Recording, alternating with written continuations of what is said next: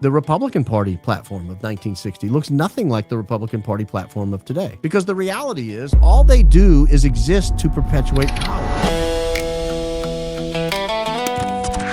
And it's in that vein that Tucker Carlson last night took to his show, and I got a chance to watch it this morning, and laid out over the course of an hour and a half a 10-point plan that he thinks would get the country back on track. It sounded like the beginning of a third-party run, either for Tucker or someone he knows. This is sort of an Axios summary of it. But as you listen to this, it's hard to make Tucker Carlson out to be a lunatic for arguing for these things. They're going to. I've already heard people doing it. Oh, he's nuts. He's insane. He's crazy. Well, it's hard to make him insane and crazy when he's saying, hey, let's be fair. Let's be fair. Let's make sure that Jeffrey Epstein and Tyler Robinson and Bill Smith in Dubuque, Iowa, all get the same treatment. We cannot have a set of people who operate above the law. We can't have an intelligence community that's operating above the law, that's running guns or running drugs or anything else. These are things that the intelligence community has all basically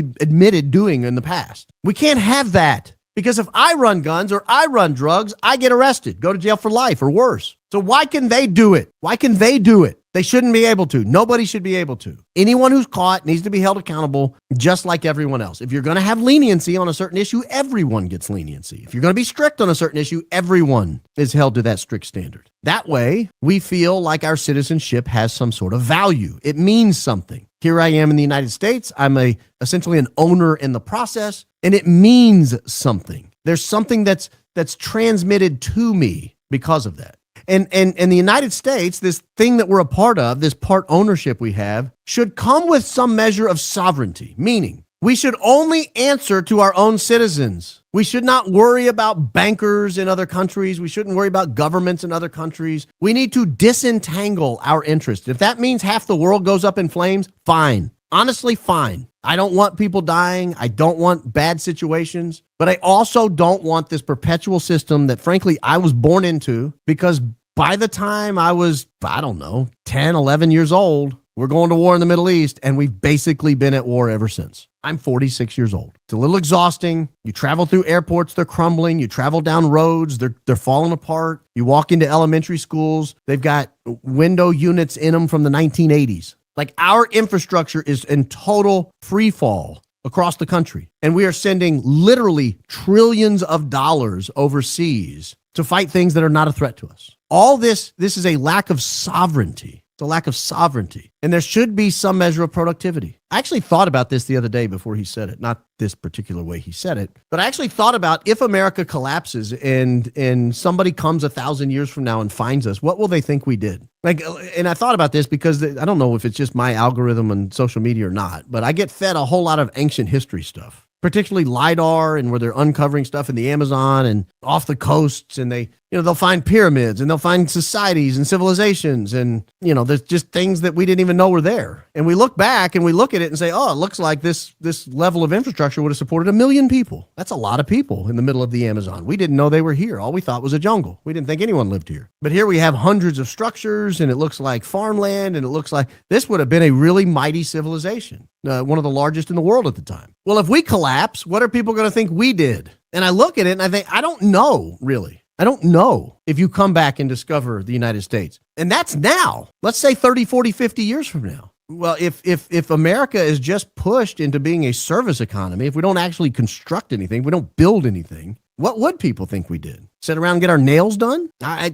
don't know. I don't know. And I think there has to be a push back to productivity. Work has meaning. Work has meaning. Even like what you think is tedium has meaning. It's defining. St. Jose Maria said, if you're a shoemaker, make shoes as if Jesus himself was going to walk into your shop and get that pair of shoes. Like, everything needs to be done well. Everything needs to be done well. The healthy situation. I mean, my goodness, go anywhere and look around. People are anything but healthy. And I think it starts with our food. Our food is horrific. Our food is largely horrific. Right now, there's a debate raging on social media between the establishment class and the populists. The populists are saying, why is a burrito $20? And the establishment class is saying, make your own burritos or get a better job. and stop complaining about $20 burritos. I look at it and say, why the hell is everyone eating burritos? It's a carb bomb. It's a carbohydrate bomb. That's all it is. It is a massive tortilla shell filled with rice and beans with a little meat sprinkled in for good measure. That is the fact that we're arguing over how much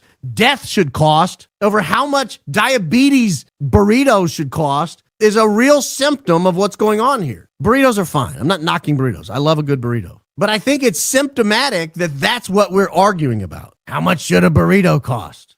Burritos shouldn't go up in price 50% over a couple years. I agree with you. That's probably tragic. It's probably hard on people. But the populists are missing the point. They're unhealthy if that's what you're living off of. And the establishment class is missing the point, which is stop dismissing people's concerns. The point is they had the means to eat burritos a couple years ago, and now they don't because wages have not kept up with inflation, because we have printed money to do all these foreign wars, because we printed money because we shut down the economy over a cold and flu a few years ago and told everyone, don't worry about it, stay home, we'll just cut you a check. So both sides are missing it. Both sides are missing it. I'm skipping some of these. Like I skipped beautiful. Art's fine. Art's fine. You want to do art? I love art. I understand his point. Like concrete, brutalist architecture is terrible for the psyche and the mind. Yeah, whatever. And governments should be honest, but that's kind of everything we talk about every day. But this optimistic piece here, there are, and it's largely coming from the establishment Uniparty class, there are serious efforts to degrade and erode your optimism. You notice it's the populists on both wings that are the optimistic ones. And it's the people in the middle that are like,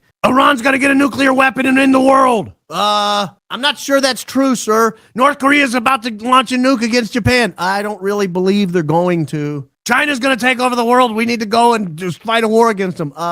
Chinese people seem fine to me, guys. Long, proud people, nice civilization. Why is it our concern what Chinese people do in China? Like, this is the lack of optimism I'm talking about. It's a total lack of optimism. Why do I have 8 kids? I'm optimistic. I look at the future and I think, you know what? Humans are really resourceful people. Humans are really resourceful people. And if they put their mind to something as a society, they can create a really great environment as friends, neighbors. You go to religious affiliated organizations together. You go to church in the morning, or you go to a religious school, and you have something in common with the people around you. And I know a lot of people like to make fun of sports and all that, but you know what? Go watch a bunch of 12-year-olds play baseball and tell me there's anything wrong with that. It is one of the most beautiful things to watch disparate children from different households that didn't know each other 3 months ago come together and turn a nice double play in the 4th inning when they're down 1 and they needed to get out of the inning. There's something gorgeous about that. They practice hard, they get better, they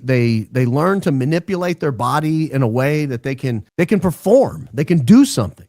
I'm an optimist. I mean, I'm maybe eternally failingly an optimist. Now, I say that as somebody who often says I'm the negative post on the battery. Every battery needs a positive and a negative post. Just because I'm negative in the moment doesn't mean I'm not optimistic in the long term. I'm negative in the moment because I'm negative against the people who are trying to stop the optimism in the long term. It would be wonderful to vote for a government that is optimistic, not in a BS way, but in a realistic way, and says, hey, we got real problems, but if we solve these, the future is uncapped, ladies and gentlemen. We don't have to have a future of perpetual war. We don't have to have a future of perpetual inflation. We don't have to have a future where everybody's drug addicted and leaning over every time you go into downtown Philadelphia. We don't have to have a future where everything crumbles around us. We can solve these issues. We're going to irritate a few people along the way. There might be some people groups in the Middle East or the Far East that war with each other from time to time. There might be some people groups in South America who war with each other from time to time. Just stay out of missile range of the United States and we'll let you have it.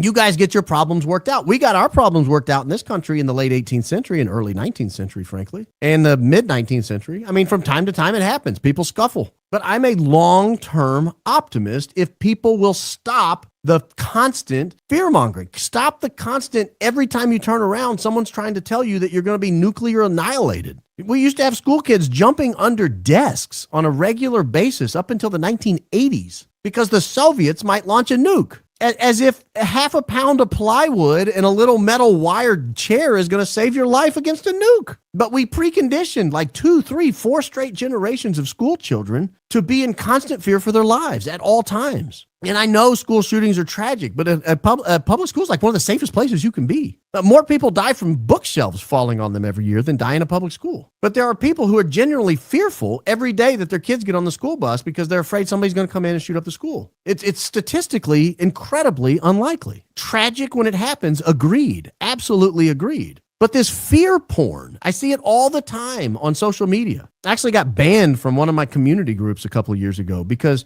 someone was saying that they were being followed around by somebody with darker skin in a Walmart. And I was like, well, what do you mean? They're like, well, I was walking down the watermelon and cherry aisle and he was right there behind me. And then I was walking through the toilet paper and he was still right there behind me. And then I went out to get in my car and he was still right there. And I'm like, has it dawned on you he was shopping? Like that's what he was doing? No, but you should have seen the way he was looking at me. Well, he might have just been wondering why you're going so slow looking back at him. They kicked me out of the group for that. Because I refused to accept that women were getting kidnapped in a suburban Walmart in Nashville. I said, just give me one news article in the last 5 years where this has happened in Nashville. Just one. Just give me one. And I'll say, okay, maybe the guy was looking at you funny. But a population in perpetual fear cannot be optimistic. It cannot be optimistic. And the Uniparty, the establishment Uniparty class, keep you in perpetual fear. And we got to get out of that cycle. We've got to get out of that cycle. And there has to be some measure of unification here in the United States. There has to be some way of assimilating people into some semblance of a community. We cannot live we cannot live in this constant state of us versus them every time you turn around. I say this all the time, but you have more in common with your neighbor. It doesn't matter who your neighbor is. It doesn't matter if they have purple hair and voted for Kamala Harris. It doesn't matter if they're a Buddhist and just off the boat from Thailand. You have more in common with that neighbor than you do Donald Trump or Joe Biden or J.D. Vance or Gavin Newsom or AOC. That person shops in the same Walmart you go to. That person sends their kids to the same school you go to. Their kid plays ball on the same ball fields your kid play on. You guys go to the same parks and play on the seesaw if those are still allowed. You have more in common with that person. You guys may not even speak the same language. They may be so fresh off the boat. You have nothing in common with these people who reside in Washington, D.C. Nothing. Nothing. Once they've been elected and are serving their second, third, fourth term, out of touch. Once they ascend to be appointed to a cabinet official position or a president or a vice president, it's not the same. They don't drive down your street. If they do, they've got Secret Service protection, security, multiple SUVs, guys with machine guns under their jacket. The guy fresh off the boat from Thailand, he doesn't have any of that. He just wants a good night's sleep, a decent job, a full belly, and happy kids. That's all he wants. And you and he have a lot in common. You and he have a lot in common. And we have to get back to this, where not everyone down the street is some sort of an enemy. They might have a different political philosophy. They might have a different idea for how governance should go. I'm actually optimistic, more optimistic today than I was last week about the potential of a third party in this country. My fear for a third party was that it would just be like extreme Republican or extreme Democrat. But if you could gather around just a few fundamental ideas and say, guess what? We're going to kick out all these establishment people. We're going to elect a whole slate of people under this. And then we'll argue amongst ourselves on those little tiny issues that don't really matter. We'll argue amongst ourselves, but we'll do it from the perspective of these philosophies, these ideals on trying to unify, on trying to be healthy, on trying to not be so concerned with what's going on across a 1,000-mile ocean. We'll let those people worry about their concerns, and we'll worry about our concerns. The political parties exist just to perpetuate themselves. Go look at the planks of the political platforms from the early 1990s or the early 1960s. This is just 30 or 60 years ago. They look nothing like they do today. The Democrat platform from 1960, let's say, looks nothing like the Democrat platform of today. The Republican Party platform of 1960 looks nothing like the Republican Party platform of today. Because the reality is, all they do is exist to perpetuate power. So as people groups change and they have different ideas, they sort of move in lockstep to try to capture 50 plus 1%. But after they have it, they're going to do the same thing. They're going to serve the same master. They're going to look for corporations and foreign governments to tell them what to do. Yeah, we told you we would do this, but don't worry about that. This is in your best interest. Trust us. Trust us. All right. And I'm sorry, I look at something like what's going on in the Charlie Kirk case, and it's directly tied to that. It's directly tied to that. It's the same mentality. Shut up. You're lying. We hate you. Why? Why? Because I have legitimate questions about what's going on in this world? You think I'm lying and you hate me? Okay.